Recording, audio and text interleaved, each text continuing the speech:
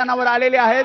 शांततेत घोषणाबाजी, शांततेत आपली भूमिका ते मांडतात आणि मनोज जरांगे पाटील यांचं स्वागत ते करणार आहेत आणि त्यासाठी जे सगळेजण आतुर आहेत। कारण काही हजार लोक मनोज जरांगे पाटील यांच्या सोबत आहेत, तर काही जण वेगवेगळ्या ठिकाणावर इथे आझाद मैदानावर त्यांना सांगितलं त्यानुसार त्या आदेश पाळत ते सगळेजण आलेले आहेत आणि घोषणाबाजी सगळीकडे केली जाते।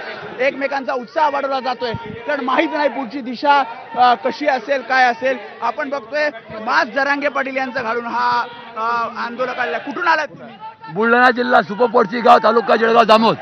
जरांगे पाटील येत आहेत थोड्या वेळात येत आहेत। जरांगे पाटील यांची वाट पाहत आहे आणि शांततेचं आंदोलन 1 महिना लागो का 1 दिवस लागो। तुम्ही कुठून आलात? मी मराठा सेवक माळशिरस तालुका सोलापूर जिल्हा मनोजदादा जरांगे पाटील यांचा कट्टर समर्थक आहे, अपंग आहे। बरं, आता किती दिवस थांबणार तुम्ही?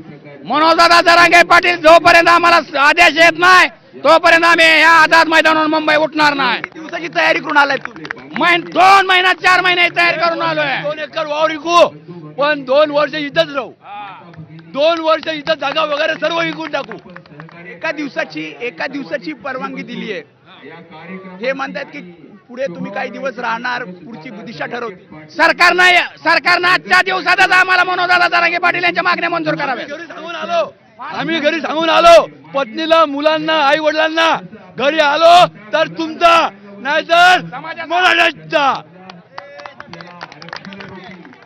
बरोबर आहे। त्यामुळे अत्यंत आक्रमक अशा मराठा बांधवांच्या प्रतिक्रिया सध्या समोर येत आहेत आणि मनोज जरांगेंच्या ताफ्यासोबतच मुंबईमधले सगळे अपडेट्स देण्यासाठी आपले प्रतिनिधी सज्ज आहेत। आपण त्यांच्याकडून अपडेट जाणून घेणारच आहोत। तुम्हाला सगळ्यांना विनंती की तुम्ही आमच्या सोबत राहा। एक छोटासा ब्रेक घेतोय बुलेटिनमध्ये, पाहत रहा एबीपी माझा।